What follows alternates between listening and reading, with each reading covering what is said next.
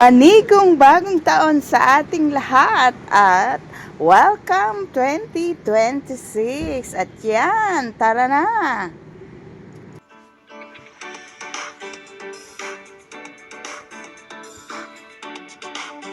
Hello mga ka-cheers! Happy New Year! Yan, 2026 na at ano ba ang ating pinagkaabalahan? Kaya tara, samahan niyo pa ako sa ating New Year's Eve!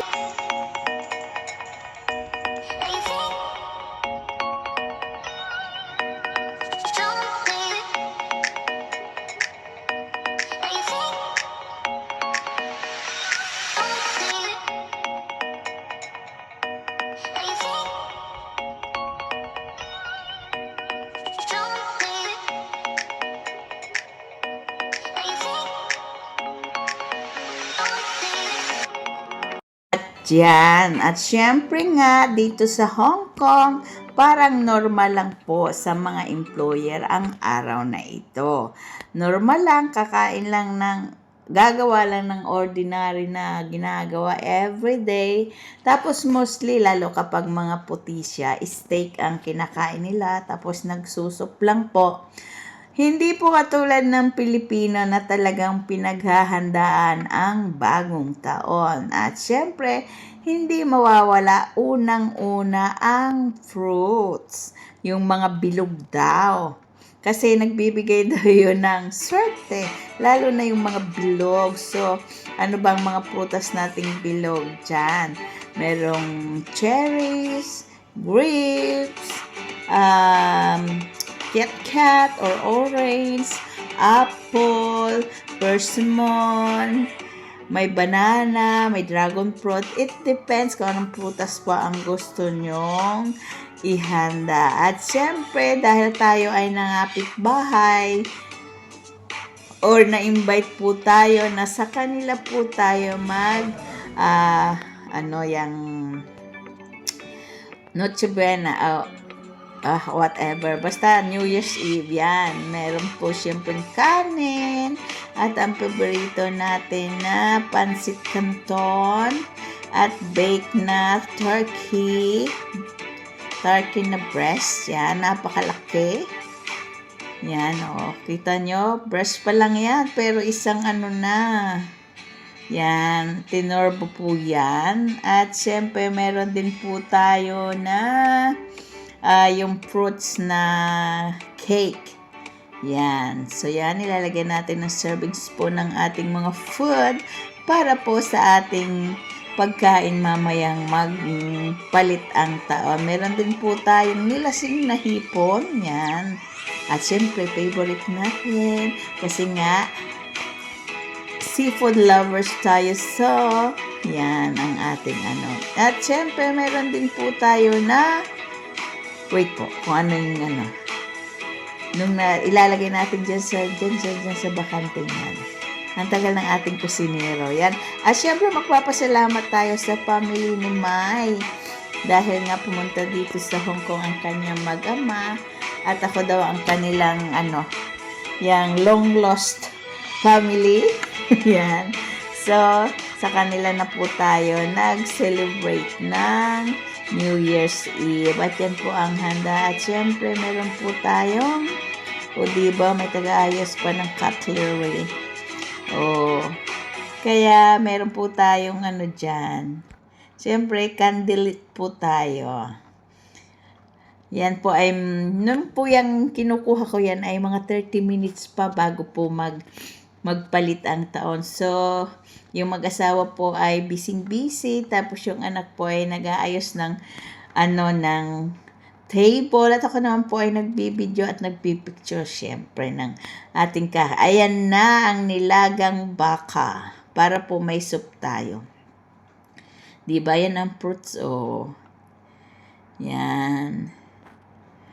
Diba, makulay. At sisindihan po natin mamaya po yung ating candle. At yan na, inalis na sa plastic ang ating cake. Masarap po siya. Yung cake na yan. Puro fruits po siya. Yan. At yan po ay galing pa sa Marco Polo. O, diba, sosyal. Naka Marco Polo cake tayo. At siyempre, hindi mawawala ang Sprite. Hindi po ano yan. Basta masarap kainin, kumain na may ganyan. Ay, hindi naman natin yan maiinom dahil mayroon tayong coffee. At yan na ang cake. Dahil magbe-birthday nga po ang kanyang husband. So, in advance na. Dahil sa birthday niya ay nasa Pilipinas na po ulit. Kaya yan, may pekit tayo. O, diba? So, yan na po ang ating food for. Yan na ang nilasing na hipon. Yummy, yummy! May tummy.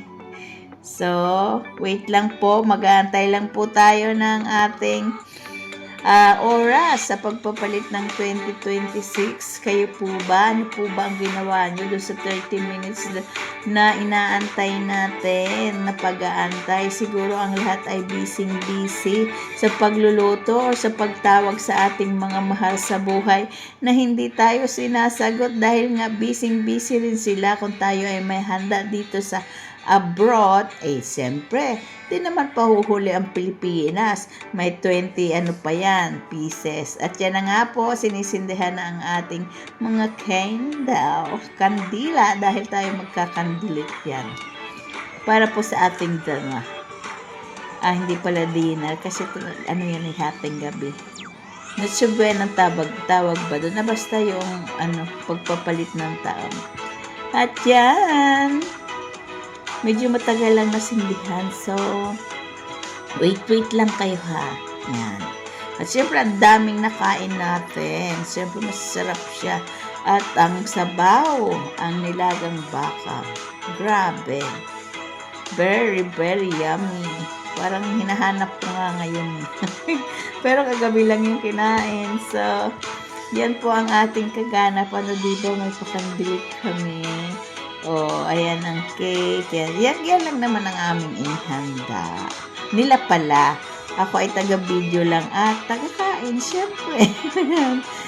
Sila po ang nag-asikaso niyan. Pumunta lang po tayo dyan before mag 10 o'clock. Kasi nagpaalam naman ako kay Amo na I'll be in their house on New Year's Eve. So, okidoki lang. O, diba ang sarap? Tapos ang gulay niya, very crunchy. So, yummy. Kaya, okay na yan. Yummy, yummy inatami. At ang sarap ng luto na na pansit canton. Favorite din kasi natin ng, aside sa pansit lumi, Mickey, pansit canton is the best also. Yan, pinatay na natin ang ilaw muna para po tayo na yung may silbi naman yung ating kandila. O, diba? So, kayo, ano pang hinanda ninyo? Pero siyempre, pag kumpleto ang pamilya mo, lalo sa Pilipinas na you have time to prepare and to decorate your house. Siyempre, bongga.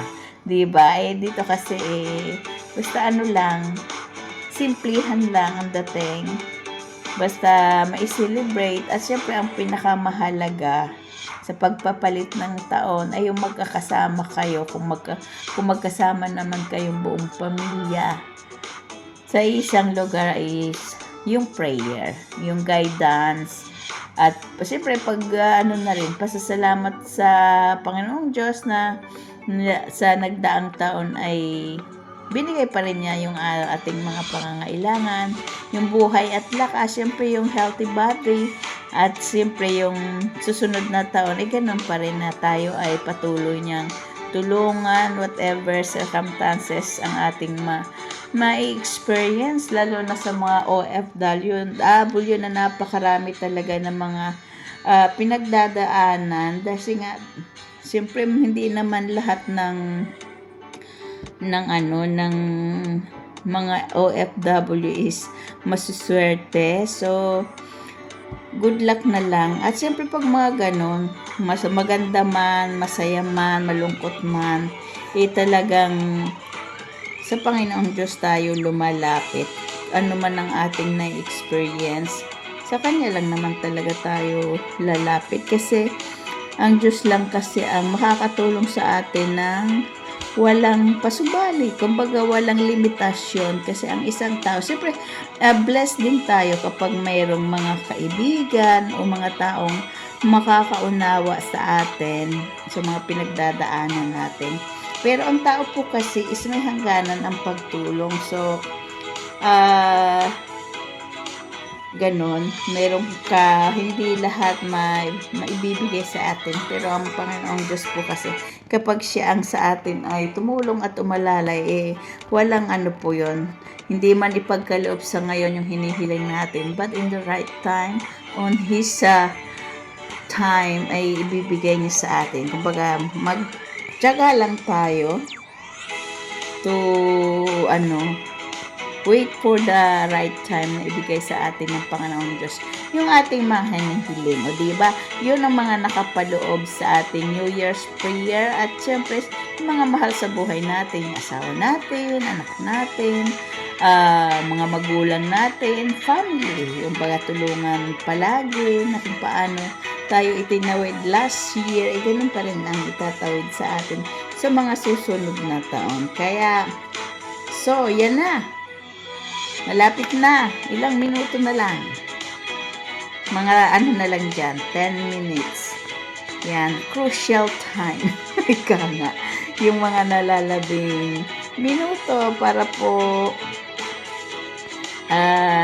mag-celebrate tayo. At kain-kain na po kami talaga dyan. Dahil nga po, ang sarap ng, pag titingnan mo pa lang is, lalo na nung niluluto nila. Talagang kita natin. So, yan, hindi lang natin nakunan yung pagluluto nila at tayo ay nagsasagot ng mga messages ng mga bumabati ng Happy New Year. Dahil nga, siyempre, pagdating na ng alas 12 talaga, hindi na natin makakausap yung pamilya natin, mga mahal natin sa buhay, mga kaibigan. At yan na nga, tapos na kaming kumain dyan. At yan ang kanilang pasyaron sa akin. At siyempre, binitbit ko na rin yung drinks kasi hindi ko naman nainom. Ganyan, ako close sa kanila. Wala nang hiya-hiya.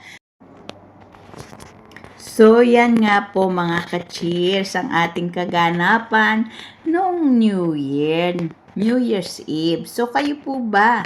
Ano po ba ang inyong na-experience? At siyempre, kung nagustuhan niyo po ang ating ipinahagi sa ngayon, huwag niyo pong kalimutan ang tayo ay mag-heart, mag-like, at syempre, paki-comment down below na rin po ang lahat. At syempre, ngayong 2026, huwag nating kalilimutang maging happy, maging maganda lagi, at lagi tayong makikipag-ugnayan sa ating mga mahal sa buhay para po laging masaya lang. That's all for now. Bye-bye and God bless.